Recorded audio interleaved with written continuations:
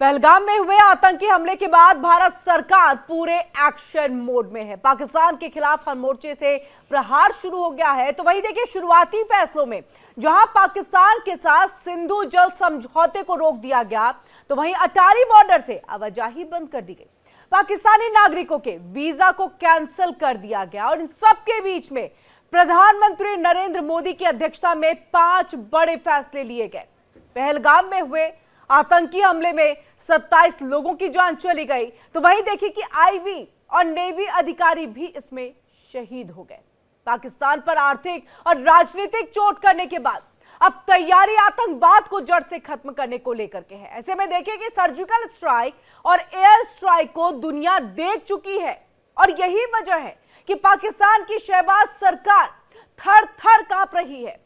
बौखलाए पाकिस्तान ने शिमला समझौता रद्द करने की गीदड़ भभकी दी है, जो कि 1972 में हुए इस समझौते में देखिए कि भारत पाक ने यह तय किया था कि वे आपसी विवाद शांति और संवाद से सुलझाएंगे, कोई तीसरा पक्ष हस्तक्षेप नहीं करेगा। ये तमाम जो संधि के दौरान है ये बातें हुई थी और इसीलिए ये संधि की गई थी। वहीं देखिए कि पहलगाम में आतंकी हमले के बाद भारत ने पाकिस्तान के खिलाफ एक के बाद एक सख्त फैसले लिए हैं। सिंधु जल संधि को स्थगित करना, पाकिस्तानी नागरिकों को वीजा न देना और उन्हें वक्त यानी कि अल्टीमेटम दे देना कि आप भारत छोड़कर के वापस पाकिस्तान चले जाएं। और इसी के साथ देखिए कि दिल्ली स्थित पाक उच्चायोग के स्टाफ की संख्या में भी कटौती जैसे कई बड़े कदम उठाए गए हैं। पाकिस्तान की शहबाज सरकार दहशत में है। भारत के कड़े रुख के बाद पाकिस्तान में नेशनल सिक्योरिटी कमेटी की बैठक हुई।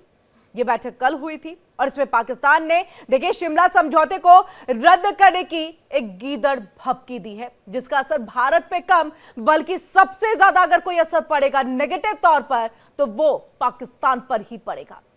जबकि देखिए अगर उसने ऐसा कर दिया जो हम लगातार आपको बता रहे हैं तो उसी की फजीहत होगी। भारत सरकार आतंकिस्तान के खिलाफ ताबड़तोड़ एक्शन ले रही है और जो कि लेना भी चाहिए, क्योंकि जीरो टॉलरेंस की नीति पर हमेशा से भारत सरकार चलती है। देखिए पाकिस्तान पर आर्थिक और कूटनीतिक तौर पर स्ट्राइक के बाद अब भारत सरकार का जो अगला कदम है वो क्या कुछ रहने वाला है, इस पर हर किसी की निगाहें हैं। यहां तक कि पाकिस्तान की निगाहें सबसे ज्यादा है, क्योंकि उन्हीं को इसका अंजाम भुगतना है। इस पर पूरे देश की नजर है और इसी पर देखिए चर्चा करने के लिए हमारे साथ सभी मेहमान जो है वो जुड़ रहे हैं। वहीं हमारे साथ हमारे सहयोगी भी जुड़ेंगे जिनसे आप पूरी जानकारी लेंगे और सभी हमारे साथ यहाँ पर जुड़ चुके हैं। रिटायर्ड कर्नल शिवदान सिंह जी हमारे साथ यहाँ पर जुड़ चुके हैं, डिफेंस एक्सपर्ट है। और हमारे साथ यहाँ पर retired air marshal OP Tiwari ji भी हमारे साथ जुड़ चुके हैं। आपका भी बहुत बहुत स्वागत है। और इसी के साथ हमारे साथ संजीव श्रीवास्तव जी है, विदेशी मामलों के जानकार हैं। ये कुछ देर के बाद हमारे साथ जुड़ेंगे। सबसे पहले हमारे साथ यहाँ पर रिटायर्ड कर्नल शिवदान सिंह जी जुड़े हैं। आपका भी बहुत बहुत स्वागत है सर। लेकिन हमारे साथ हमारी सहयोगी भी जो है वो जुड़ेंगी और विजय चौक से वो जुड़ेंगी, उनसे भी हम पूरी जानकारी लेंगे। लेकिन सबसे पहले कर्नल शिवदान जी आपका हम रुख करते हैं। जिस तरह से देखिए कि पूरी दुनिया से सपोर्ट मिल रहा है, अमेरिका लगातार इसको लेकर के कह रहा है कि हम भारत के साथ हैं, आतंकवाद के खिलाफ है। और जैसे ही वहां के एक न्यूयॉर्क टाइम्स में ये बात लिख दी जाती है कि देखिए पहलगाम हमला जो हुआ वहां के मिलिटेंट्स ने ऐसा किया। मिलिटेंट्स इस वर्ड पर कड़ी आपत्ति अमेरिकी सरकार की तरफ से जताई गई। उन्होंने कहा है कि अपने पहलगाम जो वहां पर जिस तरह से नृशंस जो हत्या की गई है, एक नरसंहार किया है, उसको आप कमतर कर दे रहे हैं। तो ये कितना बड़ा सपोर्ट भारत के लिए? देखिए अमेरिका ने राइट फ्रॉम बिगिनिंग पूरा सपोर्ट भारत को एक्सटेंड किया है। अरे बड़ा स्वागत योग कदम है। भारत ने सबसे पहले तो जरूरी काम यह किया है कि 30 देशों के एम्बेसडरों को बुला करके पूरी सिचुएशन उनको एक्सप्लेन कर दी गई है। इस प्रकार से भारत ने पूरे विश्व का एक तरह से सहानुभूति हासिल की है और पूरे विश्व को असलियत बता दी है कि एक्चुअली इस हमले में असलियत क्या थी जी। अमेरिका के इस सकारात्मक रुख से बहुत बड़ी हमें एक सहायता मिली है, मॉरल सपोर्ट मिला है, क्योंकि पूरे विश्व में इस प्रकार अभी इस समय अमेरिका ही एक महाशक्ति के रूप में है बाकी रूस महाशक्ति का अपना स्टेटस ऑलमोस्ट खो चुका है, और चीन भी एक है, मगर चीन का इतना वैल्यू नहीं, इतना अमेरिका का है। इसलिए विश्व की महाशक्ति ने भारत को सपोर्ट किया है, और इस पाकिस्तान के एक्शन की उन्होंने पूरी तरह से निंदा की है। इसलिए ये भारत के लिए बहुत बड़ी सपोर्ट है, मॉरल सपोर्ट, और इससे एक ऐसा संदेश पाकिस्तान को गया है जिसके कारण पाकिस्तान हिल गया है। क्योंकि पाकिस्तान इससे पहले हमेशा अमेरिका को अपना ब्लाइंड सपोर्टर मानता था, मगर अब अमेरिका ने पाकिस्तान को उसकी जगह दिखा दी है, और उसने सरेआम साफ कर दिया है कि वो हर हालत में भारत के साथ है। इसलिए पाकिस्तान में और ज्यादा बेचैनी है, और इसी की वजह से पाकिस्तान में इतनी हलचल मची हुई है। बिल्कुल, हमारे साथ retired air marshal OP Tiwari ji भी जुड़े हुए हैं। सर, आपका रुख करते हुए, क्योंकि देखिए, एक तरफ अमेरिका ने अपने ही यहाँ के एक न्यूयॉर्क टाइम्स इसको देखे सीधे तौर पे कह दिया है, मिलिटेंट्स नहीं कहेंगे, वो टेररिस्ट हैं, और पुरजोर तरीके से कहिए, सख्त लफ्जों में कहिए। लेकिन वहीं देखिए पाकिस्तान की तरफ से जहां एक तरफ वो गिरदर भभकी देते हैं कि हम शिमला समझौता खत्म कर देंगे, हम न्यूक्लियर मिसाइल जो है उसको दाग देंगे भारत के ऊपर में, अगर भारत ऐसा एयर स्ट्राइक और सर्जिकल स्ट्राइक टाइप से कोई भी कदम यहां पर उठाते हैं। पानी में आना जी, इसी के साथ देखिए उन्होंने सीधे तौर पे अमेरिका से मदद की मांग की। उन्होंने राष्ट्रपति ट्रंप से यह कहा कि आप तो महाशक्ति हैं, सपोर्ट करिए कि भारत हमारे ऊपर कोई ऐसा हमला ना कर दे, कोई कार्रवाई ना कर दे। देखिए, ये पाकिस्तान को मालूम है कि अपने अकेले बल पे इंडिया के साथ वो कुछ नहीं कर सकता, वो हाथ पे मारेगा। 1971 ऑपरेशंस में भी अमेरिका ने पाकिस्तान की हेल्प की थी। और मैं थोड़ा हिस्ट्री में जाना चाहूंगा, जब इंडिया आजाद हुआ था तभी भी अमेरिका चाहता नहीं था कि इंडिया का रुख जो कम्युनिस्ट लेफ्ट की तरफ हो, इसलिए उसको नहीं हो पाया, तो उसने पाकिस्तान की पूरी मदद की थी।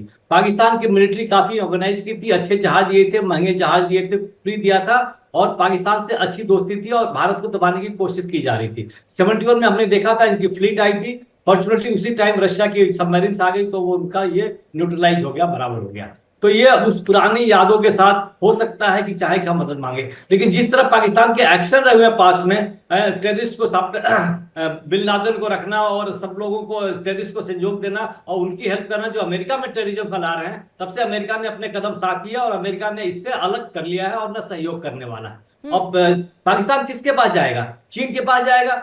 चीन भी ऐसी बेवकूफी नहीं करेगा जो पाकिस्तान की किसी तरीके से मदद कर सके, क्योंकि चीन भी एक इकोनॉमिक जायंट ग्रो कर रहा है और नंबर 2 बनने वाला है। वो इन छोटे मोटे डिस्प्यूट्स में, इन नेबर्स के डिस्प्यूट में इनडायरेक्टली प्रत्यक्ष रूप से थोड़ा बहुत सपोर्ट कर सकता है, लेकिन सामने से आके पाकिस्तान की सपोर्ट करने की ऐसी कोई गलती नहीं करेगा, क्योंकि इंडिया पाकिस्तान के लिए बहुत बड़ा मार्केट है। एंड प्लस इंडिया भी 2 फ्रंट वॉर के लिए तैयार है। ऐसा नहीं है कि चीन अगर आ जाएगा तो चीन हमें दबा देंगे, बिकॉज हमारा बॉर्डर पोरस है और मजबूत है, और हमारा एयरफोर्स बहुत मजबूत है। तो ये पाकिस्तान इधर उधर हाथ मारेंगे, फैलाएंगे। शिमला एग्रीमेंट इन्होंने कैंसिल करने की धमकी दी। शिमला एग्रीमेंट पे है क्या?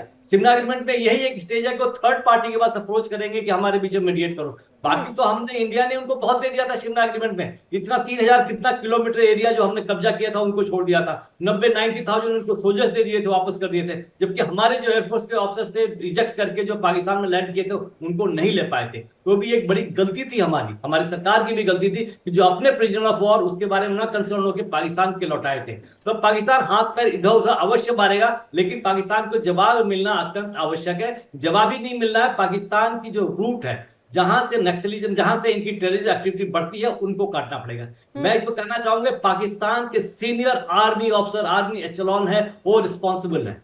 ये इनकी आर्मी की ही एक्सटेंशन विंग्स है, जो टेररिस्ट एक्टिविटी का, टेररिस्ट ग्रुप का नाम दिया गया है, और जो पाकिस्तान आर्मी खुद नहीं बोलना चाहती, उनसे बुलवाती है, उनसे कन्वे करवाती है। आप क्या समझते हैं कि ये जो 5 या 6 टेररिस्ट आए थे, क्या ये टेररिस्ट ही थे? अरे ये स्पेशल फोर्स के फुल्ली ट्रेंड, इनके स्पेशल फोर्स के जवान और ऑफिसर रहे होंगे, तभी इतने दूर अंदर घुस के जंगल में सरवाइव करके और इस तरीके के वॉरफेयर में आके उन्होंने इस तरह का इंजाम दे पाए हैं। तो पाकिस्तान आर्मी जो प्रत्यक्ष रूप से सामने से लड़ाई करके इंडिया से जीत नहीं सकती, तो अपना प्रॉक्सी वॉर इस तरीके से कोशिश करती है। फिलहाल एक अप्रोच और भी कोशिश कर रही है, भारत को ज्यादा ध्यान रखना चाहिए, वो बांग्लादेश से भी इन्फिल्ट्रेशन कराने की कोशिश कर रहे हैं। ये बहुत बड़ा कदम होगा। हमें you have to be proactive. Now India ऐसी सिचुएशन में है कि India doesn't have to wait something to happen and react thereafter.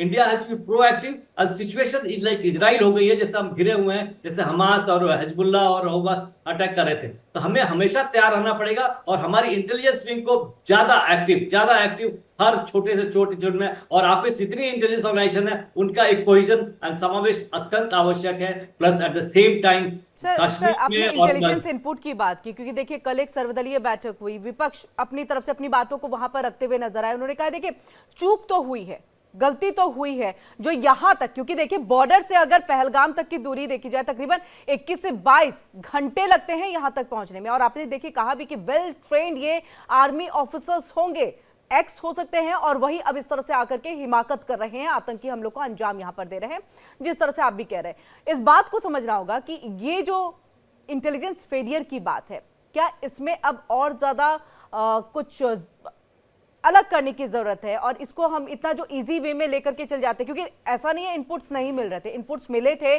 कार्रवाई हो रही थी, अभियान भी चलाया जाता है, लेकिन शायद सीरियस वे में चीजें नहीं हो पा रही थी। मैडम एक कॉम्प्लेसेंसी सेट हो जाती है जब कुछ दिन तक कुछ समय तक नहीं होता कि कॉम्प्लेसेंसी सेट हो जाती है। और पाकिस्तान को एक भरोसा है कि पाकिस्तान को आंतरिक रूप से इंडिया में काफी सपोर्ट करने वाले लोग हैं। अगर पाकिस्तान के टेररिस्ट एक्टिविटीज को एक लगाम मतलब रोकना पड़ेगा, तो मैं सारे अपोजिशन पार्टी और मुस्लिम ऑर्गेनाइजेशन से रिक्वेस्ट करना चाहूंगा कि वो भी पाकिस्तान का झंडा जलाएं एक बार। इस एक्टिविटी के बाद एक बार झंडा जलेगा तो उनको समझ में आ जाएगा कि हमारे सपोर्टर्स नहीं है। ये हमारे विपक्षी पार्टियों के लिए एक बहुत बढ़िया, राष्ट्रभक्त के लिए एक बढ़िया कदम होगा कि अब भी एक जुलूस निकाल के पाकिस्तान का झंडा जलाएं। इस तरीके से जब एक्टिविटी से इंडिकेशन जाएंगे हिंदुस्तान से, तब पाकिस्तान को समझ में आएगा कि हमारे कोई अंदर सपोर्टर नहीं है। एक इनके पुराने प्रेसिडेंट थे, उन्होंने कहा था कि हमें तो कुछ करने की जरूरत नहीं है, हमारे सपोर्टर इंडिया में बहुत है। लेकिन एक बात और भी कहता हूं, जैसे कश्मीर में जिस तरीके से ये लोग आके चुन चुन के समय लगा के लोगों को मार रहे थे। नॉर्मल टेररिस्ट एक्टिविटी यही होता है कि आते हैं 4-5 टेररिस्ट, खूब सारी डेथ रेंडम फायर करते हैं, 50-40-50 लोगों को मार के चले गए। वो एकों को आइडेंटिफाई करके मार रहे थे। इसका मतलब इसमें बहुत समय लगे।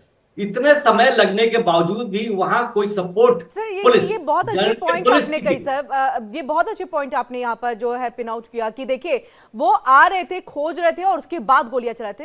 अब तक हमने देखा है कि अगर टेररिस्ट अटैक होता है तो वो ऐसे अंधाधुंध जो फायरिंग करते हैं उसमें कौन गया नहीं गया, बच्चे महिलाएं सभी पर वो फायरिंग करते हैं। लेकिन यहाँ पर महिलाओं को छोड़ दिया गया, बच्चों पे फायरिंग नहीं की गई। क्या इसके पीछे वो क्या चाह रहे थे, क्या मंशा थी इसके पीछे, हम थोड़ा सा आपसे समझना चाहेंगे, उसके बाद मैं शिवदान सर का रुख करूंगी। देखिए इसमें इनका इंडिकेशन वेरी क्लियर था, इंडिकेशन काफी क्लियर था। और कुछ ये जो हमारे भारत में इंटरनली जो प्रॉब्लम हो रही थी वक्फ बोर्ड के आने के बाद से, तो वो चाहते थे कि मैसेज दे और किस तरीके का एक नैरेटिव जनरेट हो कि हम पाकिस्तान से नहीं आए हैं, इंडिया के लोग हैं जो वक्फ बोर्ड के खिलाफ है। मेरी ये प्रॉबिलिटी बोला, मैं संभावना बोल रहा हूँ, नॉट वेरी श्योर। इस तरीके से हो सकता है कि पूरा पब्लिक ओपिनियन इनके फेवर, हिंदुस्तान के फेवर बने आके कुछ परसेंटेज लोग उनके फेवर में भी आए। एक स्टेटमेंट आया भी था रॉबर्ट वाड्रा जी का, लेकिन उसके बाद से चुप हो गए। अब उनको इतना अंडर एस्टिमेट नहीं किया था इंडियंस को कि इस सिचुएशन में सब लोग इकट्ठा हो जाएंगे और उसका अटैक करेंगे। मैं जो एक समय की बात कर रहा हूँ, देखिए वहां पर जो था पुलिस, आर्मी, एक तो कॉम्प्लेक्सिटी सेटिंग हो गई थी, प्लस एक टेररिस्ट एक्टिविटीज, मतलब ये टूरिस्ट स्पॉट है जहां कई 100 लोग इकट्ठा हो रहे हैं, रोडों पर आप चेक कर रहे हैं, लेकिन वहां पे एक पुलिस पोस्ट नहीं है।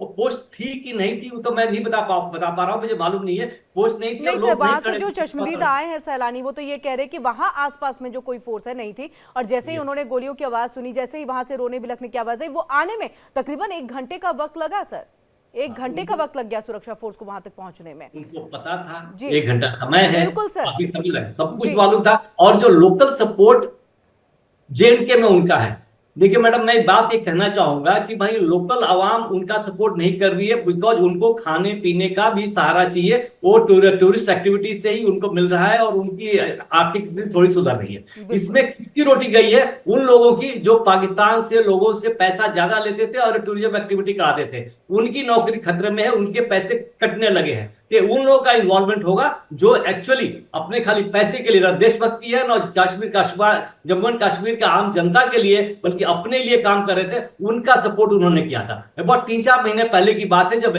कुछ समय की बात है, जब एलजी साहब ने कुछ लोगों को टर्मिनेट किया था बिकॉज उनका दिल पाकिस्तान के प्रति और टेररिज्म और टूरिस्ट उनके आतंकवादियों के दिल पे सजदा था। तो ऐसे लोग बहुत सारे होंगे, तो उनको निकालना ही नहीं होगा बल्कि उनको सजा देना होगा, टारगेट करना होगा सही ढंग से, ताकि अभी जो फेंस लाइन पर लोग बैठे हुए हैं, वो डर के मारे इस तरह भी टिल्ट कर सकते हैं, और डर नहीं होगा तो उधर भी टिल्ट कर सकते हैं। जो एक्चुअली घातक आतंकवादी है वो तो सपोर्ट करेंगे, लेकिन मेजॉरिटी जो फेंस लाइन में बैठी रहती है, तो रूल्स और डर पैदा करके उनको अपनी तरफ झुकाया जा सकता है, और कश्मीर में शांति कुछ दिन के लिए ली जा सकती है। अब जहां तक शांति का सवाल है, हमें we have to be prepared like Israel, otherwise Kashmir में हमेशा शांति नहीं रहेगी। अब रेलवे ट्रैक बन गया, सब कुछ बन गया, अब you have to be have, हमें एक्चुअली फुल सिक्योरिटी मेजर ढूंढना पड़ेगा, कहीं ट्रेन पर अटैक ना हो, कहीं रोड पर अटैक ना हो, और इसके लिए सबसे आवश्यक है उनके जो वेल विशर्स है उनको मारना है, उनको निकालना है, और उनको आइडेंटिफाई करना है, एक फॉर्म मैसेज देना है जो बॉर्डर लाइन पे बैठे हुए हैं और जो उनका सपोर्ट कर सकते हैं पैसे के लालच में आके, तभी जाके we can expect that Kashmir will grow and Kashmir अच्छा बढ़ेगा और सुंदर भी बनेगा। ठीक है, Shivdan sir, colonel Shivdan sir, आपके पास देखिए, जो बात यहां पर ओपीती भाई सर ने कही कि हमें एक मैसेज देना, एक संदेश देना, जिसका जिक्र हम लगातार कर रहे हैं। 22 अप्रैल से लेकर के अब तक में बहुत कुछ चीजें सामने आई और संदेश देने की कोशिश सरकार की तरफ से की भी गई है, जिसका असर भी देखने को मिल रहा है। हमने एक नक्सलवाद के लिए डेडलाइन जो है वो तय कर दिया, गृह मंत्री अमित शाह ने एक समय सीमा जो है वो तय कर दी कि हमें नक्सलवाद को खत्म करना है। जो यहां पर सुधरे हुए रास्ते पर नहीं आएगा उनको हम खत्म कर देंगे, क्योंकि इस तरह की स्थिति हम बर्दाश्त नहीं करेंगे अपने किसी भी राज्य में कि नक्सलवाद फैले, आकर के सीआरपीएफ के जवानों पर हमला करे, वहां के लोगों पे यानी कि सिविलियंस पे हमला करे, ये बर्दाश्त नहीं होगा। आतंकवाद और नक्सलवाद दोनों बहुत बड़े नासूर है भारत के लिए। नक्सलवाद के लिए अगर डेडलाइन है, आतंकवाद के लिए भी सर डेडलाइन अब सामने आ जानी चाहिए थी, एक समय सीमा, इतने दिन में खत्म, और यही होने वाला है क्या? देखिए, जिस प्रकार बड़े शहरों में ये अंडरवर्ल्ड होता है, बंबई में अंडरवर्ल्ड है जी, वो अंडरवर्ल्ड के जो जो जो जो जो अपराधी होते हैं, जो वो हैं, वो क्या करते हैं, टाइम टू टाइम हमला करते रहते हैं और उसके बाद छुप जाते हैं अंडरवर्ल्ड में जाकर के। इसी प्रकार से जम्मू कश्मीर में आतंक का अंडरवर्ल्ड अभी तक जिंदा था। इस हमले ने सिद्ध कर दिया है, जितना वेल प्लान्ड ये हमला हुआ है उसने सिद्ध कर दिया है कि जम्मू कश्मीर में अंडरवर्ल्ड अभी तक जिंदा था। मतलब जो जिनको कुछ स्लीपिंग एजेंट बोलते हैं वो अभी तक सरवाइव कर रहे थे। इस प्रकार से, क्योंकि जो वहां की जो पॉलिटिकल मशीनरी है वो अभी तक वही चल रही है जो पहले थी, तो आर्टिकल 370 को हटाने से पहले। तो इसका अभी हमें जिस प्रकार से हमने नक्सलवाद में डेडलाइन सेट की है, उसी प्रकार से अभी हमने एक नए सिरे से ये अभियान चलाना है जम्मू कश्मीर में कि हमें इसको आतंक से मुक्त करना है, और जितने भी अंडरग्राउंड ओवरग्राउंड एजेंट है पाकिस्तान की आईएसआई के या पाकिस्तान टेररिस्ट ग्रुप्स के, उनको हमें सफाया करना है और उन्हें उनकी जगह दिखानी है, जो कानून के हिसाब से उन्हें जेलों में ठूसना है, जिससे कि कड़ा संदेश जाए और वहां की कानून व्यवस्था को और भी चुस्त दुरुस्त करना है, जो कि जिसके द्वारा इस प्रकार के जो वायलेशंस है वो एक्सेप्ट ना किए जाए। और इसका जिस प्रकार हमारे गृह मंत्री ने छत्तीसगढ़ के लिए सब सीमा तय की है नक्सलवाद को समाप्त करने के लिए, उसी प्रकार से एक डेडलाइन हमें जम्मू कश्मीर में भी तय करनी पड़ेगी, जिसके हिसाब से सिक्योरिटी एजेंसीज के द्वारा तैयार लिस्ट में जो भी एजेंट्स आते हैं उनके साथ सख्ती से कार्रवाई की जानी चाहिए, जिससे पाकिस्तान को भी संदेश जाएगा और वहां की जनता में भी एक सुरक्षा की भावना पैदा होगी, क्योंकि ये एजेंट्स वहां से निकलेंगे तभी वहां पर एक प्रकार से शांति स्थापित होगी। क्योंकि इस वक्त यह हाल है कि इनके डर की वजह से यदि किसी को इंफॉर्मेशन भी होती है टेररिस्ट के बारे में, तो वो इंफॉर्मेशन भी सिक्योरिटी एजेंसीज को या सुरक्षा बलों को नहीं पहुंचाई जाती है, क्योंकि उनको डर है, क्योंकि ये जो उनके एजेंट हैं वो उन्हें खत्म कर देंगे। इस प्रकार से हमें भय मुक्त वातावरण जम्मू कश्मीर में स्थापित करना है। डर का माहौल, ये भय मुक्त वातावरण कैसे क्रिएट कर पाएंगे सर? क्योंकि देखिए 370 हटा दिया गया, उनको वापस से जो है लोकतंत्र वाली लाइफ जो है, जिंदगी जो है उसमें वो जी रहे हैं और कहीं ना कहीं खुश भी हैं, क्योंकि जो तस्वीर आई सामने कि आतंकवाद जिस तरह से ये हमला हुआ है उसके बाद से हर कोई रो रहा है, हर किसी की आंखों में आंसू है कि उनके यहाँ आए सैलानियों के ऊपर में इस तरह का हमला किया गया और खासतौर से उनके पेट पर ये लात मारी गई है। तो किस तरह से अब डर का जो माहौल है वो खत्म होगा, और क्या नहीं लग रहा है कि उनको खुद भी इस तरफ में एक स्टेप उठाने की जरूरत है? देखिए, जैसा कि आपको मैं बताना चाहता हूं, आर्टिकल 370 को हटने से पहले वहां पर भारत की जो सीआरपीसी या आईपीसी लागू नहीं होती थी, वहां पर एक अलग ही एक्ट था क्रिमिनल एक्टिविटी को कंट्रोल करने का, उसका नाम था रणवीर सिंहपुरा एक्ट। जी। रणवीर सिंहपुरा एक्ट जो था वो इतना इफेक्टिव नहीं था जितना हमारी भारत की आईपीसी या सीआरपीसी इफेक्टिव होती हैं। इसलिए इन आतंकवादियों के सपोर्टरों पर भारत के कानून व्यवस्था का शिकंजा नहीं कसा जा पा रहा था, मगर अब 370 हटने के बाद भारत की कानून व्यवस्था वहां पर लागू हो गई है और अभी हमें सख्ती से स्टेट गवर्नमेंट की सपोर्ट से यह तय करना पड़ेगा कि जो स्लीपिंग एजेंट वहां पर जम्मू कश्मीर बचे हुए हैं उनकी लिस्ट तैयार की जानी चाहिए और उनको कानून के हवाले किया जाना चाहिए। उसके अलावा सीमाओं की चौकसी इतनी ज्यादा बढ़ाई जानी चाहिए। मैनुअल चौकसी के अलावा हमें इलेक्ट्रॉनिक सर्वेलेंस को भी और भी ज्यादा अपग्रेड करना चाहिए, जिससे भी कोई भी इन्फ्लिक्टेड जम्मू कश्मीर में घुसता है उसकी सूचना हमें इलेक्ट्रॉनिक सर्वेलेंस के द्वारा प्राप्त हो सके। और इसके साथ साथ हमें वहां के जो नदी नाले हैं जिनके द्वारा अक्सर ये इन्फिल्ट्रेशन होता है उन पर भी विशेष चौकसी बरतने की जरूरत है। और इसी प्रकार से जो जब का वहां का आम नागरिक सुरक्षित होगा तो तभी वो भारत सरकार के साथ या भारत कानून व्यवस्था के साथ सपोर्ट सहयोग कर पाएगा। अदरवाइज वो बेचारा डरा हुआ है, जो कि फार फ्लंग एरियाज में जम्मू कश्मीर में आप जाके देखिए कि बहुत दूर दूर तक जंगलों में ऐसी जगह है जहाँ गांव हैं कि वहां पर कानून व्यवस्था पहुंच नहीं पाती है और वो लोकल जो आतंक है उन्हीं के साए में रहते हैं। इसलिए हमें हर हिस्से में ये सुरक्षा की व्यवस्था को स्थापित करना पड़ेगा, वहां के लोगों को बेखौफ करना पड़ेगा, तभी ये भारत का पूरा सपोर्ट कर पाएंगे।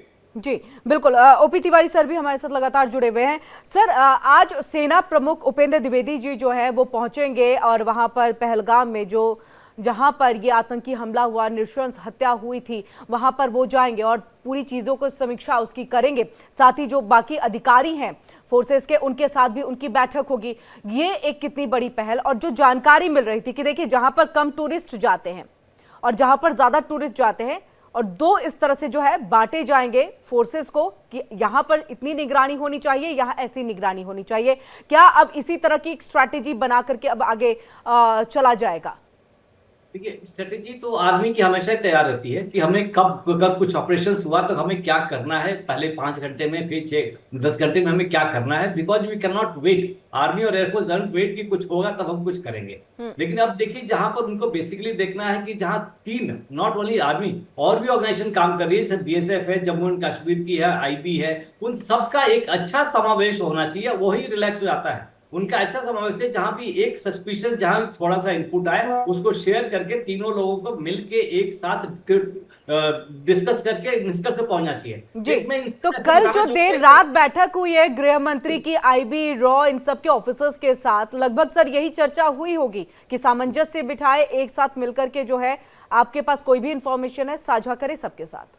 मैडम, ये लोकल लेवल पर बहुत आवश्यक है कि लोअर लेवल पर भी इनका समावेश होना चाहिए। कोई नहीं सोचना चाहिए कि मैं बड़ा हूं कि छोटा हूं। कुछ दिन पहले एक मैसेज आया था कि कोर कमांडर ने एक मीटिंग बुलाई थी, तो जम्मू एंड कश्मीर वाले पुलिस ने एक हवलदार भेजा था और बीएसएफ ने एक सब इंस्पेक्टर भेजा था। इस तरह का समावेश कैसा हो सकता है? ये जस्ट उसी इंसिडेंट कुछ दिन पहले हुआ था। तो यहाँ के सीनियर एचलॉन है, सर्विस ऑफिसर्स है, उनको ध्यान में रखना पड़ता है कि भाई कोर कमांडर ने बुलाया है तो सीरियस मैटर है, सबको आना चाहिए, ऊपर से लोगों को आना चाहिए। एक हवलदार को भेजने से काम नहीं चलेगा। ये सब की कमजोरियां हैं तो अवश्य है ये इस पर लुक आफ्टर किया जा रहा है, बट ऊपर लेवल पर नहीं, लिटिल लेवल पर। ऊपर से आता है वर्टिकल और लोअर लेवल पर इनका समावेश तगड़ा करना चाहिए। इसमें ऊपर से जो मैसेज होता है, आईबी के रॉ का चीफ का जो मैसेज होता है, लोअर जाओ, दैट इज मोर इंपॉर्टेंट, कि भैया आपके लिए आर्मी भी इंपॉर्टेंट है, उनसे शेयर कीजिए। ये नहीं कि अपने कोकून में, अपने क्षेत्र में चुपचाप अपना बैठ के इकट्ठा करके मुझे इंफॉर्मेशन दे दीजिए। इंफॉर्मेशन तो दिल्ली आने से पहले वहीं मिलना चाहिए। इंस्टेड ऑफ दिल्ली, रॉ ने, आईबी ने मैसेज भेजा दिल्ली से वापस जाना, वहां मैसेज पहले इंटीग्रेट करके डिसाइड करना चाहिए क्या करना, तब फिर आप कांटेक्ट करो। That is more important, it has to start. इसमें देखना पड़ेगा और लोगों को अपने भूलना पड़ेगा, देश के लिए काम करना पड़ेगा, अपने इंडिविजुअल के उसके लिए नहीं, अपने ऑर्गेनाइजेशन के लिए नहीं। ये इंसिडेंट कई बार ऐसे हो चुके हैं कि एक मैसेज मिल चुका है लेकिन वो शेयर करने की वजह से नहीं। गुजरात में भी हुआ था, उस टाइम ये कई बात हुई थी। मैं पूरा डिटेल में नहीं जाना चाहूंगा, ये बहुत बार हो चुका है कि लोगों को बस मैसेज मिल जाते हैं but they don't share, they don't discuss, don't take it seriously, कल देखेंगे और ये हो जाता है। ये आर्मी के पास नहीं है। आर्मी जो है, जो मिलता है तैयार हो जाती है। बिल्कुल, तो इसके लिए पुलिस का सपोर्ट होना बहुत जरूरी है सर, उनके साथ सामंजस्य होना जरूरी है। सर, मुझे एक चीज जानना है, अगर मैं गलत रहूं तो आप मुझे थोड़ा सही भी करिएगा। यानी अगर जो जम्मू कश्मीर की पुलिस है उनको सीधे अगर किसी को जानकारी देनी है या बताना है या किसी के पास उनके बारे में चीजें होती है तो वो एलजी जो है पूरी तरह से उनके कांटेक्ट में रहते होंगे, if I am not wrong sir, अगर आप सही कर सके। देखिए मैडम, ये जो पुलिस एचेलॉन है, जिस तरीके से आईपीएस और पुलिस भर्ती हो जा रहे हैं, अपर एचेलॉन है, उनके जो डीएसपीज है, एसपीज है, उनका क्षेत्र है, और वहीं पर हमारे भी लेफ्टिनेंट कर्नल्स और कर्नल्स का क्षेत्र है। तो उनका संबंध ऐसा होना चाहिए कि telephone they should be already in touch. Isolation में काम नहीं करना चाहिए। आर्मी का काम तो बॉर्डर गार्ड करना है, पुलिस थिंक दैट हम समथिंग एल्स। मैं एक्चुअली सॉरी नेगेटिव बोलना नहीं चाहूंगा, लेकिन उनके बीच में आपस में ऐसा समावेश होता है, इतना टच होना चाहिए कि वही हर चीज शेयर करना चाहिए। ये नहीं अपने आप को किसी को आइसोलेट करना चाहिए। पुलिस का रोल तो बहुत ज्यादा महत्वपूर्ण है, बिकॉज पुलिस नोज के गाँव में उनकी पॉपुलेशन में क्या हो रहा है एक्चुअली तो उनको ही मालूम है, आर्मी को तो नहीं मालूम, आर्मी को शेयर भी नहीं करेंगे। उनके जो इन्फॉर्मर है पुलिस के, उनके पास सारी इन्फॉर्मेशन है, तो वो इन्फॉर्मर्स में विश्वास और वो लेके आर्मी के साथ, बिकॉज सब लोग चाहते हैं कि मैं मेरा नाम हो। ये नहीं हो, ये have to work, people have to get down to work in the interest of the country. Bharat supreme, India first, India आना चाहिए। इंडिया के काम करेंगे तो ये भविष्य में सारी चीजें दबाई जा सकती है। प्लस एक चीज और बताना चाहूंगा कि जैसे भी कोई मैसेज मिले, इंटरसेप्ट मिले, you have to be proactive. हमें पता है किस पोस्ट पे घुस रहा है, उस पोस्ट को बॉम्बार्ड करो, कम से कम एक डेटरेंट क्रिएट करो। तो हमें वेट नहीं करना है कि घुस रहे हैं, हम ढूंढना शुरू किए। घुसने से पहले मैसेज आया उस पोस्ट पे, हम इतने पावरफुल हैं आजकल की पाकिस्तान कुछ नहीं कर सकता। एक मैसेज पर हम उनके पोस्ट को डिस्ट्रॉय कर सकते हैं और एक मैसेज भेज सकते हैं। तो सिंपल देखिए ना, वो अपने ही घर में लोगों को नहीं बचा पा रहे हैं, अपने घर में अपने ही लोगों को नहीं बचा पा रहे हैं, तो वो हमसे कहाँ दो हाथ कर पाएंगे। और ये पता है उन्हें, इसीलिए पीछे से वार करते हैं हमेशा। एक बात और भी बता रहा हूं, जो पीछे से वॉर उनकी जनता नहीं चाहती है, उनकी पॉलिटिकल लीडरशिप नहीं चाहती, उनकी आर्मी कर रही है, जो इनडायरेक्टली देश को कंट्रोल कर रही है अपने इंटरेस्ट के लिए, अपने फायदे के लिए, लोगों को इंटर करने के लिए। अब बीच में एक आर्मी के अगेंस्ट एक्शन किया था लोगों ने, जब कोर कमांडर के घर में घुसे थे। उनकी आवाम जब आर्मी के पीछे पड़ेगी तभी जाके शांति की हम शुरुआत कर सकते हैं, और टेररिस्ट एक्टिविटी का कम खत्म करना तो बहुत असंभव है। कम हो सकता है, जो टॉलरेबल तो नहीं कहूंगा, लेकिन हो सकता है कि इंटेंसिटी और फ्रीक्वेंसी इसकी कम हो। बिकॉज इन पाकिस्तान आर्मी में बहुत समस्याएं हैं। पाकिस्तान आर्मी में अपर एचेलॉन और लोअर एचेलॉन में भी काफी गैप है। इसलिए उनका मनोबल, उनका मोराल उतना हाई नहीं है कि जो हमारे साथ लड़ सके। उनके साथ इक्विपमेंट हो सकते हैं, लेकिन वो हमारे लड़ने के काबिल नहीं है। अब देखिए, उनके पास जहाज 300 फाइटर प्लेन आपने बताया था कि हैं, लेकिन इस तरीके से इकोनॉमिक स्थिति हो गई कि फाइटर को सर्विसेबल मेंटेन करने के लिए, फ्यूल के लिए, आर्मामेंट के लिए रेगुलर एक्सपेंडिचर चाहिए। वो पैसा इनके पास है नहीं। पिछली बार जनरल बाजवा साहब ने कहा था कि हमें तो गोली खरीदने के लिए पैसे नहीं है हमारे पास। तो ये सिचुएशन अगर देखें तो उनकी टैंक भी कुछ अनसर्विसेबल हो गए, जिसको स्पेयर पार्ट्स किसी और कंट्री से मंगाना पड़ेगा, तो वो सब तक कर ही नहीं पाएंगे। अगर वॉर होगा तो पाकिस्तान को मालूम है कि कुछ समय नहीं लगेगा, जिस दिन जाए उस दिन क्रश हो जाएंगे। उनके पास गिनती के समान है, लेकिन कुछ भी सर्विसेबल नहीं है, कुछ फ्लायबल नहीं है जिससे वो लड़ाई लड़ सके। और जवानों की तो बहरहाल बिल्कुल लाइट है। वो जवान में जो बलूचिस्तान के भी हैं, खैबर पख्तूनख्वा के भी हैं, पाकिस्तान ऑक्युपाइड कश्मीर के हैं, तो उनके लोगों से कैसा ट्रीटमेंट होता है, इनडायरेक्ट तो उन जवानों के दिमाग पे असर पड़ता ही है। वो पूरी बात भली बात से नहीं कर सकते। अब अगर कुछ वॉर हुआ तो ये देखिएगा, बलूचिस्तान लिबरेशन आर्मी उल्टा वॉर करेगी इनके पास। अफगानिस्तान से कितना वॉर करेगी, तो पाकिस्तान कैन नॉट सस्टेन, ये तो बर्दाश्त कर ही नहीं पाएगा तीनों तरफ। बस सर, हम उन्हें वक्त दे रहे हैं, वक्त दे रहे थे अब तक कि सुधर जाइए, हो सकता है बातचीत के जरिए हम नेबर को जो है सही रास्ते पर भी ला सके, लेकिन हुआ नहीं। और देखिए, ये कायराना हरकत की गई है, तो अब तो वक्त देना भी बेईमानी सा लगता है। और अब ऐसा लग रहा है कि कहीं ना कहीं जो बात कल कही गई है कि सपने में भी नहीं सोचा होगा, वो अंजाम होने वाला है। तो शिवदान सर, आपके पास जो सपने में भी नहीं सोचा होगा वो अंजाम क्या हो सकता है, वो, क्योंकि देखिए अगर हम इसको थोड़ा सा डिफाइन करें, थोड़ी सी समझने की कोशिश करें, तो ऐसा लगता है कि पाकिस्तान को कहीं ना कहीं टुकड़ों में बांट दिया जाए तो संभवतः ये उनके लिए सबसे ज्यादा तकलीफ देह होगा। देखिए, 70 में जब बांग्लादेश का निर्माण हुआ था, शुरू हुआ था, उससे पहले 1 करोड़ शरणार्थी भारत में आ गए थे, जिनका भरण पोषण भारत को करना पड़ा था। उस वक्त भारत की अर्थव्यवस्था इतनी अच्छी नहीं थी, मगर फिर भी भारत सरकार ने उनका भरण पोषण किया, और उसका परिणाम यह हुआ कि आज पाकिस्तान 2 टुकड़ों में बैठा हुआ है, बांग्लादेश और पाकिस्तान। इसी प्रकार से इस समय पाकिस्तान की जो आर्मी है, उसने इस तरह का चारों तरफ मचा रखा है कि जिसके बाद अब भारत सरकार को इसी प्रकार का सख्त कदम उठाने की जरूरत है कि वहां की जो बलूचिस्तान में जो संघर्ष चल रहा है, उसका भारत को अभी ओपनली सपोर्ट करना चाहिए। जिससे कि पाकिस्तान को सख्त मैसेज जाए कि यदि आप कोई इस तरह की हरकतें भारत में करेंगे तो उसका जवाब हम बलूचिस्तान में देंगे। और खैबर पख्तूनख्वा में जो तहरीक तालिबान है, ये भी पाकिस्तान का ही तैयार किए हुए हैं, मगर अब उन्होंने जब से देखा है कि उनके प्रदेश के साथ में पाकिस्तान का समान व्यवहार नहीं है, तो वो भी अपना अलग देश बनाना चाहते हैं।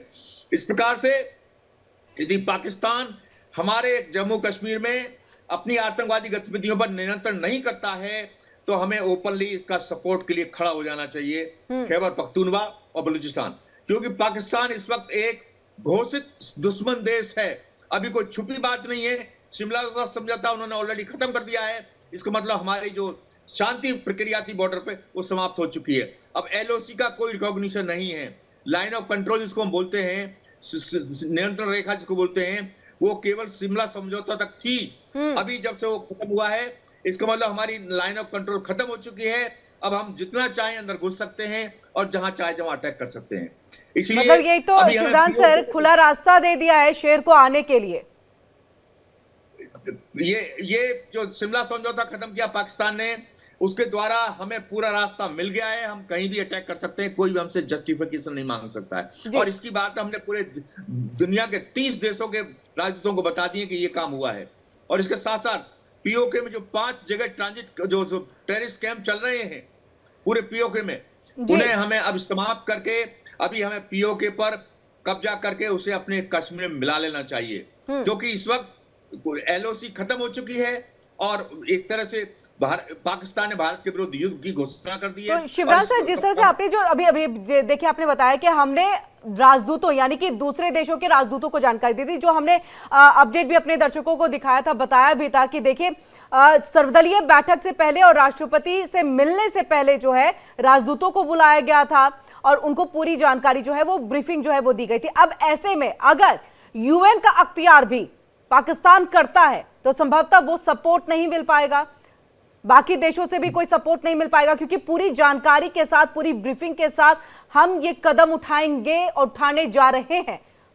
देखिए, इस वक्त पाकिस्तान यूनाइटेड नेशंस में जाने की हैसियत में नहीं है, क्योंकि पाकिस्तान खुद अटैकर है इस वक्त। हम ये पाकिस्तान नहीं कह सकता कि भारत ने ये किया, हमारे साथ वो किया। हमने अभी तक कोई ऐसा एक्शन नहीं लिया जिससे कि हम सिद्ध हों कि हम अटैकर हैं। इसलिए इस वक्त पाकिस्तान का कोई मॉरल राइट नहीं है कि यूनाइटेड नेशन को अप्रोच करे। क्या ग्राउंड होगा उसको अप्रोच करने का? अटैक उसने किया है कश्मीर में, शिमला समझौता उसने खत्म किया है, हमने ऐसा कोई एक्शन नहीं लिया है।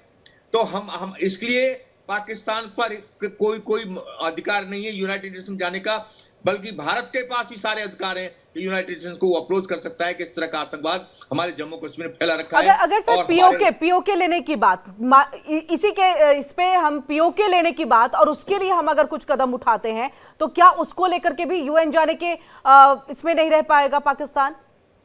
देखिए, जब तक यूनाइटेड नेशंस में अप्रोच करेगा तब तक हम इस ऑपरेशन को कंप्लीट कर चुके होंगे, क्योंकि इस ऑपरेशन कंप्लीट करने के लिए महीना 2 महीना नहीं लगेंगे, मैक्सिमम 3 to 4 डेज।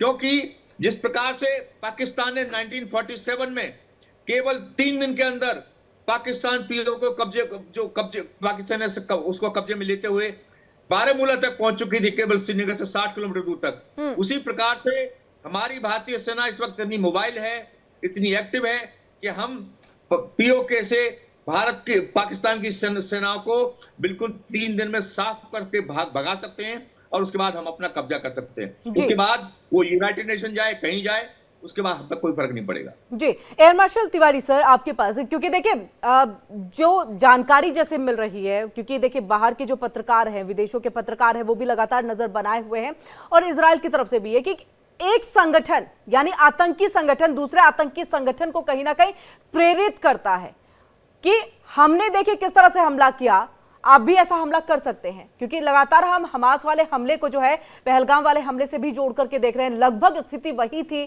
खुशहाल पूरी तरह से उस वक्त वो वक्त था और ऐसे में देखिए वो मातम में जो है वो तब्दील हो गया। ऐसे में ये कहा जा रहा है कि कुछ दिन पहले यानी कि पहलगाम हमले से पहले हमास के कमांडर जो है गए थे, उन्होंने वहां जाकर के आतंकवादी संगठनों से यानी कि पाकिस्तान पहुंचे थे, वहां पर बातचीत की थी, ISI से बातचीत की थी, उन्होंने इसके साथ जो है पाकिस्तान की आर्मी है उनसे बातचीत की थी, और देखिए इस तरह से फिर पहलगाम पर हमला हो गया है। तो ऐसी स्थिति भी बनती है कि उन्होंने वो हमला किया और वही तरकीब जाकर के दे करके चले आए। मैं आपकी बात से काफी हद तक सहमत हूँ, उसको नकार नहीं सकता। देखिए, इस तरह के अटैक करने के लिए इनको ट्रेनिंग की हमारे से जरूरत नहीं है, बिकॉज ये तो आर्मी वाले ही हैं, ये तो पाकिस्तान आर्मी वाले ही हैं। बट ये है क्या, एक मैसेज जरूर मिल जाता है कि वहां किस तरह से सक्सेसफुल रहे। तो बिल्कुल पैटर्न तो वही है, बट वो ट्रेनिंग तो इनकी पाकिस्तान आर्मी वाले वहीं से लिए, लेकिन पैटर्न उन्होंने वही फॉलो किया जो इजराइल ने किया है। और एक मैसेज वो देने की भी कोशिश की है कि भैया देखो, एक कंफ्यूजन क्रिएट करने की कोशिश की है कि हिंदुस्तान दो भागों में बच चुका है, कि हम खाली हिंदू ढूंढ ढूंढ के मार रहे हैं, आपकी औरतों और बच्चों को नहीं मारेंगे, खाली जेंट्स को मारेंगे, और जाके इंडिकेशन दो।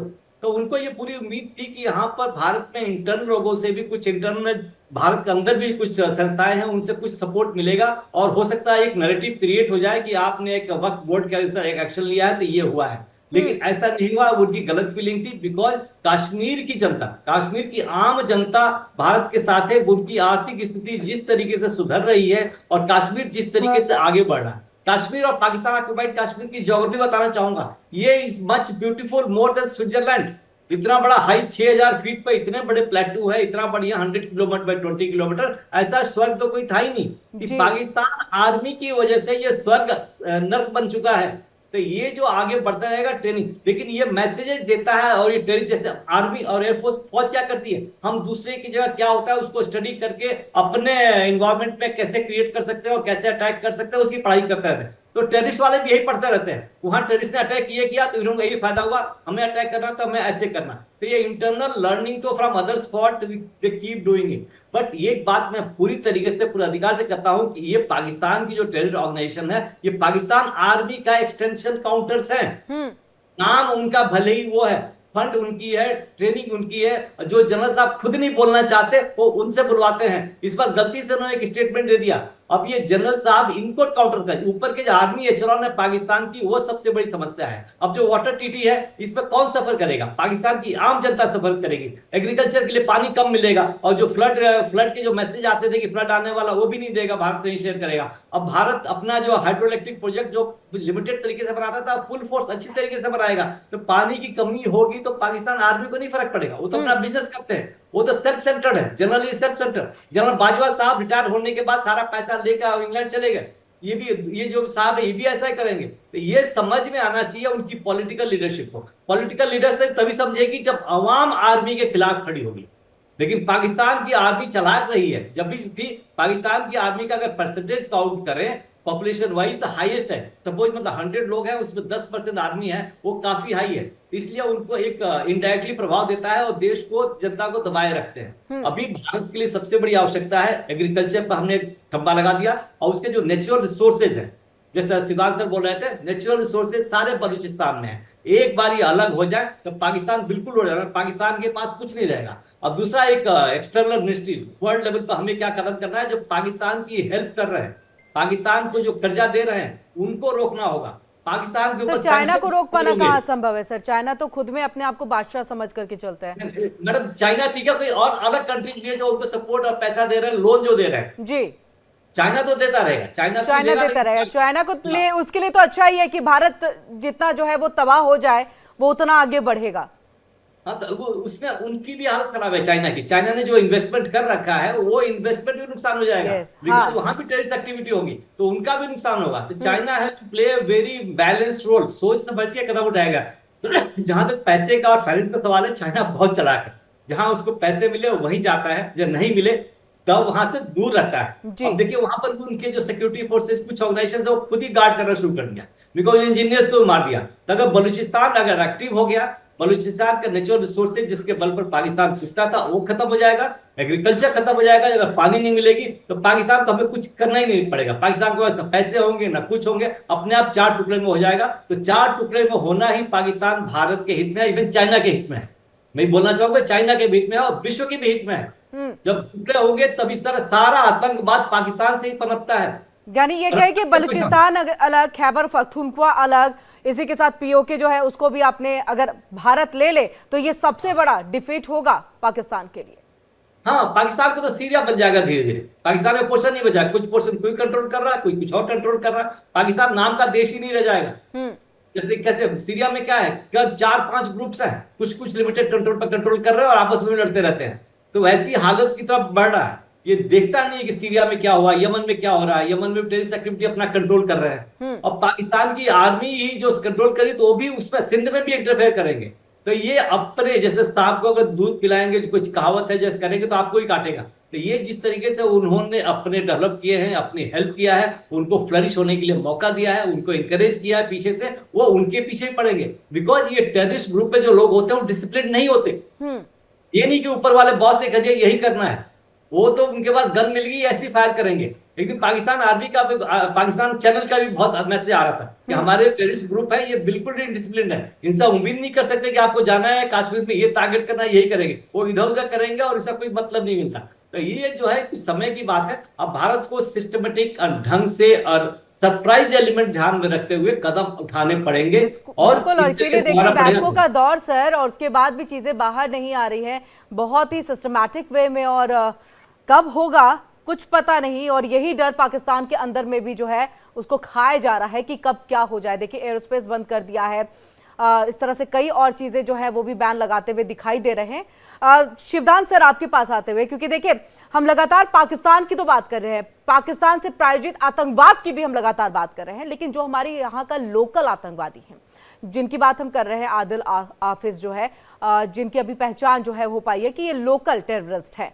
अब इस तरह के और भी टेररिस्ट के लिए, क्योंकि देखिए एक बड़ा कदम उठाया गया है सुरक्षा सेना की तरफ से, और उनके तरफ से ये बड़ा कदम कि इन दोनों के घरों को, एक को ब्लास्ट कर दिया गया, एक को ध्वस्त कर दिया गया।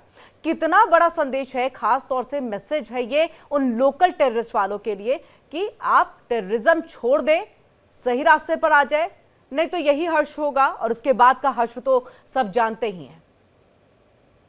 देखिए, जो मैं पहले भी कह चुका हूं, अंडरग्राउंड एजेंट जो हैं और ओवरग्राउंड एजेंट जो हैं, जो पाकिस्तानी सेना ने 80 के दशक से प्लांट किए हैं जम्मू कश्मीर में, उन्हें हमें उखाड़ फेंकना है।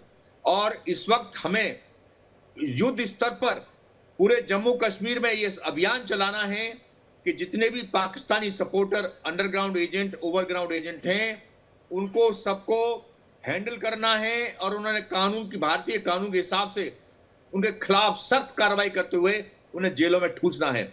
और जिस प्रकार से उत्तर प्रदेश में माफिया और जिस तरह के एलिमेंट्स के खिलाफ योगी जी ने कदम उठाए हैं, बुलडोजर एक्शन शुरू किया है, उसी प्रकार से यदि इन लोगों ने इस तरह की प्रॉपर्टीज बनाई है कश्मीर में अपनी इलीगल एक्टिविटीज द्वारा, उन्हें ध्वस्त करना होगा, जिससे कि वहां की जनता को संदेश जाए कि इस प्रकार की एक्टिविटीज से ये इस तरह की तरक्की नहीं की जा सकती जिस तक की है।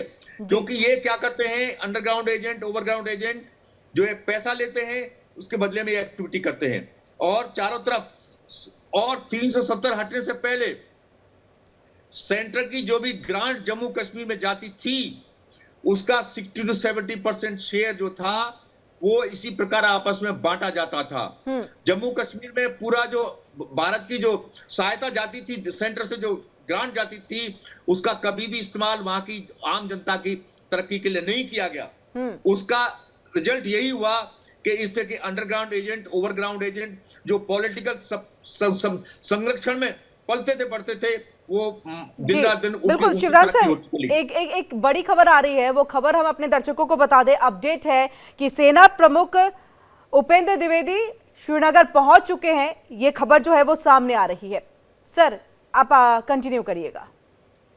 तो इसलिए इस प्रकार से मैं कहना चाहूंगा कि आतंकवाद के पाकिस्तान के खिलाफ डबल एक्शन होना चाहिए।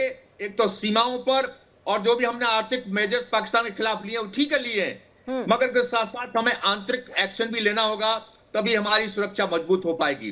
क्योंकि यदि हम आंतरिक इस व्यवस्था को ऐसे ही छोड़ देंगे, जो इस तरह के अंडरवर्ल्ड जो चल रहा है जम्मू कश्मीर में बंबई की तरह, यदि हम उस अंडरवर्ल्ड को ध्वस्त नहीं करेंगे तो इसमें आतंकी पलते रहेंगे और इस प्रकार की हरकतों को अंजाम दिलाते रहेंगे।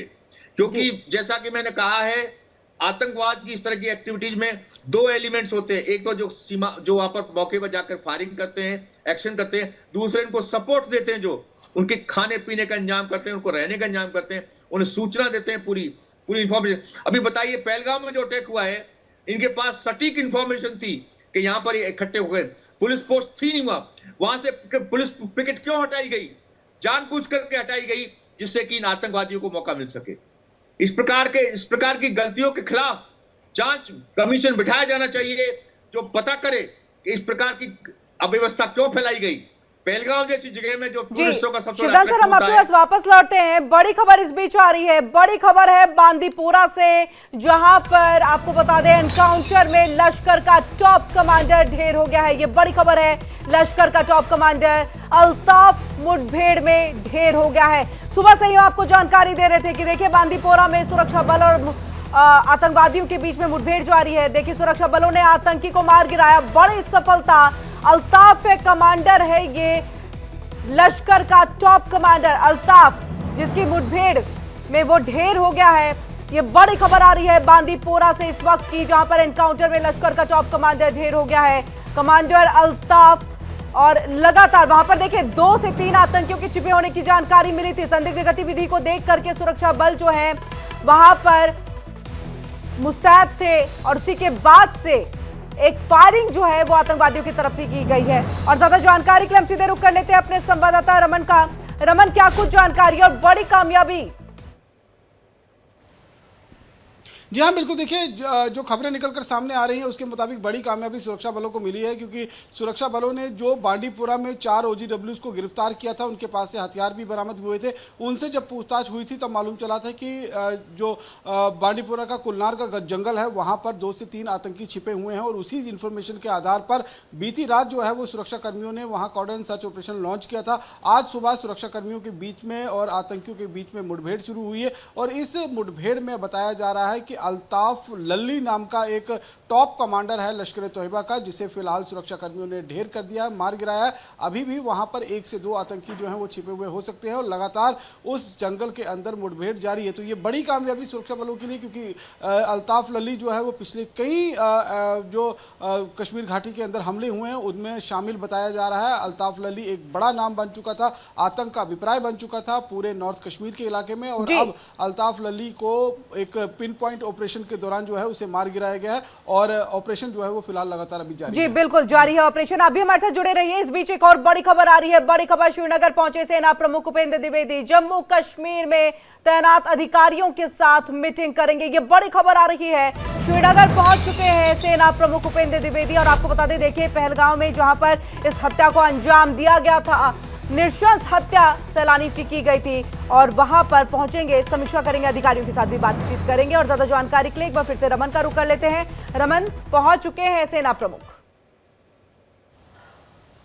जी हाँ, देखिए जनरल उपेंद्र द्विवेदी जो सेना प्रमुख हैं वो इस समय कश्मीर घाटी में पहुंच चुके हुए हैं, और 15 कोर का जो हेडक्वार्टर है बदामी बाग में, वहां पर इस समय उनकी बैठक जो है वो 15 कोर के फॉर्मेशन के साथ, और नॉर्दर्न कमांड चीफ जो है वो वहां पर मौजूद हैं, उनके साथ लगातार बैठकें जो हैं वो चल रही हैं। किस तरीके से जम्मू कश्मीर के अंदर जो है वो सुरक्षा का इस समय क्या कुछ सूरत हालात है उस पर चर्चा लिखी जा रही है। और जो पहलगांव में आतंकी आए थे, क्योंकि जो बताया जा रहा है कि त्राल का जो जंगल है उस रास्ते से आतंकी जो है वो उस मिडो तक पहुंचे थे, जो बेनियार का जो इलाका पड़ता है वहां पर आतंकी हमला किया था, और वापस तराल के जंगल से वापस जो है वो वहां से भागने में कामयाब हुए थे। तो तराल के जंगल के साथ साथ में जो अनंतनाग के साथ और किश्तवाड़ के बीच में लगती हुई पहाड़ी जो है साउथ कश्मीर का, वहां पर क्या कुछ इस समय सूरत हालात है उसकी जो है वो इस समय पूरी चर्चा जो है वहां पर की जा रही है। साथ ही में बताया जा रहा है कि हो सकता है कि कुपवाड़ा के फॉरवर्ड इलाके में भी सेना प्रमुख जाएं, हालांकि अभी तक इसकी आधिकारिक पुष्टि नहीं हुई है। और उधमपुर में भी वो एक बड़ी बैठक जो है वो पूरे जम्मू कश्मीर को लेकर, जम्मू कश्मीर और जम्मू कश्मीर में जो इस समय हलचल मची हुई है, क्योंकि लगातार जो सेना को हाई अलर्ट पर रहने के लिए भारत सरकार की तरफ से कहा गया है, उसके बाद पाकिस्तान की तरफ से भी लगातार डेवलपमेंट जो है वो हो रही हैं, वहाँ डिप्लॉयमेंट बहुत ज़्यादा बढ़ा दी गई है। और अभी कुछ तस्वीरें मैं सामने देख रहा था पाकिस्तान के सोशल मीडिया हैंडल से कि वहाँ पर जो पाकिस्तानी जो सैन्य काफिले हैं वो लगातार बॉर्डर की तरफ मूव कर रहे हैं, जिसमें आर्टिलरी आर्टिलरी गन्स हैं, जिसमें तोप खाना है, वो जो है वो मूव कराया जा रहा है। तो क्या कुछ सूरत हालात इस समय लाइन ऑफ कंट्रोल के इलाके में बने हुए हैं? क्या कुछ एंटी टेरर ऑपरेशन चलाए जा रहे हैं? और खासतौर पर उन आतंकियों जिन्होंने पहलगांव में निर्दोषों की हत्या की थी, उनको मार गिराने के लिए क्या कुछ तैयारी की जा रही है? इस पर बड़ी बैठक जो है वो जनरल उपेंद्र द्विवेदी बिल्कुल, ये बड़ी बैठक जो है फिलहाल जारी है। नजर बनाए रखिएगा रमन, आगे भी जानकारी के लिए हम आपके पास वापस लौटेंगे। और इसी के साथ बड़ी खबर आप पर हम इसको लेकर के जानकारी जो है वो दे रहे थे कि सेना प्रमुख पहुंच चुके हैं, बैठकों का दौर शुरू हो चुका है। और एक बार फिर से हम अपने मेहमानों का रुख कर लेते हैं। Air marshal OP Tiwari sir आपके पास आते हुए और समझने की, देखिए क्योंकि हम हमेशा से ये देखते थे कि हमला हो गया और हमला होने के बाद शांति छाती थी, यानी कि आतंकवादी हमला करके वापस चले जाते थे या तो ढेर हो जाते थे। लेकिन अब देखिए एक के बाद एक इस तरह से लगातार जो है, कभी सीजफायर का उल्लंघन किया जा रहा है पाकिस्तान की तरफ से, कभी पाकिस्तानी चौकी की तरफ से फायरिंग की जा रही है, कभी ये देखा जा रहा है कि आतंकवादी और घुसपैठ की कोशिश कर रहे हैं। तो ये क्या दर्शा रहा है कि आप एक बार करने के बाद वापस से आप किस तरह से हौसले आप किस तरह से बुलंद हो सकते हैं? क्योंकि आपको पता है चप्पे चप्पे पर नजर है, अभी अलर्ट मोड पे है, हाई अलर्ट पे है सब कुछ। देखिए ये जो अटैक है अपनी तरह से एक स्पेशल है, बिकॉज इस अटैक में बहुत अंदर आए हैं ये लोग और ऐसी जगह पर गए हैं जहां पर पता नहीं क्यों ना पुलिस है, ना आर्मी है, ना बीएसएफ है, कुछ भी नहीं है। और समय लेके उन्होंने चुन चुन के एक इंडिकेशन, एक क्लियर कट मैसेज देने के साथ उन्होंने मारा है। पहले के जो अटैक होते थे 2-3 इन्फिल्ट्रेट करते थे, उसमें 1-2 मारे जाते थे, खबर इंटेलिजेंस मिल जाती थी, 1-2 मारे जाते थे, 2-4 लोगों को मारते थे और खत्म हो जाता था। तो ये थोड़ी शांति सी रहती थी। लेकिन इतने बड़े स्केल पर हुआ है कि इससे पाकिस्तान ने बड़ी अच्छी प्लानिंग भी की हुई है और हिंदुस्तान को ऑफ गार्ड भी पकड़ा है। अब हिंदुस्तान भी, इंडिया, भारत भी इसके लिए लाइटली ले नहीं सकता। अब एक्टिव तो रहना ही पड़ेगा, बहुत एक्टिव नहीं, बहुत एक्टिव पड़ना पड़ेगा, बहुत जवाब देना पड़ेगा। तो जितनी स्ट्रेटेजी और थिंकिंग हमारी है उसमें भी बदलाव लाने की आवश्यकता होगी कि हमें अभी हर तरीके से प्रोएक्टिव सिचुएशन होने के पहले हमें रिएक्टिव नहीं होना पड़ेगा कि आज एक्शन में हम उनपे, आपने एक थप्पड़ मारा, हमने एक मार दिया। हमें तो मौका ही निकालना है कि आपकी इतनी हिम्मत नहीं हो सकेगी आप एक थप्पड़ उठा सके। तो उस तरह की स्ट्रेटेजी से फॉलो करना पड़ेगा। मैं श्योर हूं हमारी सरकार पूरी सक्षम है, अच्छे तरीके से कर रही है। अब भारत इतना सक्षम है, कभी कोई यूएनओ से डर, किसी और से डर कुछ नहीं है। बस इंटरनेशनल लेवल पर तो वर्ल्ड ओपिनियन हमारे साथ ऑलरेडी है, जो लोगों ने एक्सप्रेस कर चुके हैं, कई कंट्रीज के लीडर्स एक्सप्रेस कर चुके हैं कि हम आपके साथ हैं और दुआ करके। तो हमें वर्ल्ड ओपिनियन बनाने की जरूरत भी नहीं है। हमें तो पाकिस्तान को हर कॉर्नर से काटना पड़ेगा। पानी एक हो गया, रिसोर्सेज एक अलग हो गया, और प्लस हमारे अंदर थोड़ी यूनिटी, थोड़ा कमिटमेंट, थोड़ी डेडिकेशन, थोड़ी राष्ट्रभक्ति और लाने की जगह है। और प्लस देश में अपोजिशन पार्टीज हैं, कोई प्रॉब्लम नहीं है, लेकिन जहां तक है देश एक है। मैं उनसे फिर से एक निवेदन करना चाहूंगा कि जिस तरीके से ये कई मीटिंग्स हो रही हैं और पाकिस्तान को कंडेम किया जा रहा है, मैं निश्चित करना चाहूंगा कि हमारे जो अच्छे ऑर्गेनाइजेशन है, मुस्लिम ऑर्गेनाइजेशन और जो विपक्षी पार्टी है, एक बार अपने जलसे में निकाल के पाकिस्तान का झंडा एक बार अवश्य लगाएं, ताकि क्लियर कट इंडिकेशन जाए कि हमें आपस में मतभेद है, लेकिन जहां राष्ट्र की बात आती है, राष्ट्र की जनता की बात आती है, हम भारत सरकार एक है। ये बहुत बड़ा बिल्कुल कुछ ऐसी तस्वीर सर जो है वो जम्मू कश्मीर से झंडा जलाने तक की तो नहीं आ रही है, लेकिन इतना कि हर कोई जो है कहीं ना कहीं गुस्से में है। हम इसके लिए सीधा रुख कर लेते हैं रमन का। रमन, देखिए ओपी तिवारी सर ये कह रहे हैं कि अब तो वो तस्वीर आनी चाहिए कि आप पाकिस्तान का झंडा निकालिए, उसे जलाइए और ये संदेश दीजिए पाकिस्तान को कि हम अब आपके साथ नहीं हैं, हम भारत के साथ है। भारत हमारी बेहतरी सोचता है, विकास कर रहा है जम्मू कश्मीर के अंदर में, और आप देखिए क्या कर रहे हैं, हमारे पेट पे लात मार रहे हैं। अब ये आपको संदेश आवाम से चीजें जानी चाहिए।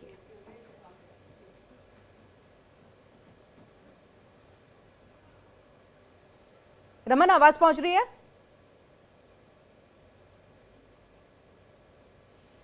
जी रमन, ये कि देखिए सर ने जिस तरह की बात की कि अब आवाम की तरफ से, जम्मू कश्मीर के आवाम की तरफ से पाकिस्तान का झंडा निकाला जाए, उसे जलाया जाए, ये संदेश कि पाकिस्तान, आतंकिस्तान, इन सब के साथ हम नहीं हैं, हम भारत के साथ थे, हैं और रहेंगे, क्योंकि वही हमारी बेहतरी सोचते हैं, वही विकास करते हैं। और अब ये संदेश, कुछ बदलाव देखने को मिला, ये बदलाव भी देखने को मिलेगा आने वाले दिनों में। अभी क्या तस्वीर अंदर से नजर आ रही है?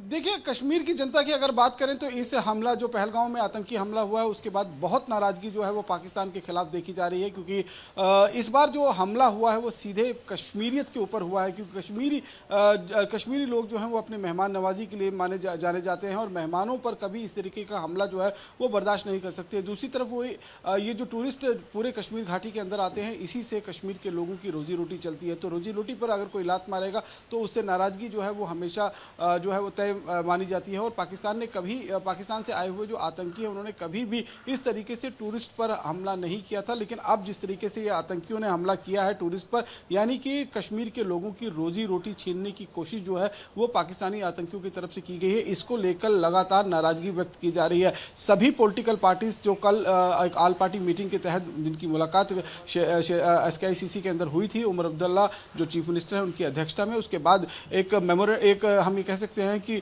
पूरी सभी पार्टियों ने मिलकर जो है वो इस हमले का न केवल भर्त्सना की है, कंडम किया है, बल्कि ये भी कहा है कि इसके खिलाफ सख्त से सख्त कार्रवाई और कदम उठानी चाहिए। और अगर सरकार जो भी कुछ करती है, केंद्र सरकार जो भी कर रही है, हम उसके साथ में हैं। जम्मू कश्मीर के अंदर अगर कोई आवाज़ है आम आदमी की तो वो यही पॉलिटिकल पार्टीज हैं जो कहीं ना कहीं जिनके इशारे पर पब्लिक वोट भी डालती है, और कश्मीर के लोगों की जो असली आवाज है वो यही पॉलिटिकल पार्टी होती है, चाहे वो PDP हो, चाहे वो नेशनल कॉन्फ्रेंस हो, चाहे पीपल कॉन्फ्रेंस हो, या फिर इस तरीके की कांग्रेस पार्टी है। तो इन्हीं के कहने पर जो है सारी एक्टिविटीज जो है वो चलाई जाती है। बिल्कुल रमन, नजर बनाए रखिएगा। अपडेट के लिए हम आपके पास वापस लौटेंगे, क्योंकि जम्मू कश्मीर से लगातार पल पल जो है जानकारियां निकल करके सामने आ रही है। उपेंद्र द्विवेदी भी जो है वो पहुंच चुके हैं वहीं पर। OP तिवारी सर, आपका बहुत बहुत शुक्रिया हमारे साथ यहाँ पर जुड़ने के लिए, समय निकाल करके आप जुड़े, आपने अपना पक्ष रखा। वहीं शिवदान सर भी हमारे साथ जुड़े थे, उनका भी बहुत बहुत शुक्रिया पूरी जानकारी और पूरी बातचीत यहाँ पर करने के लिए।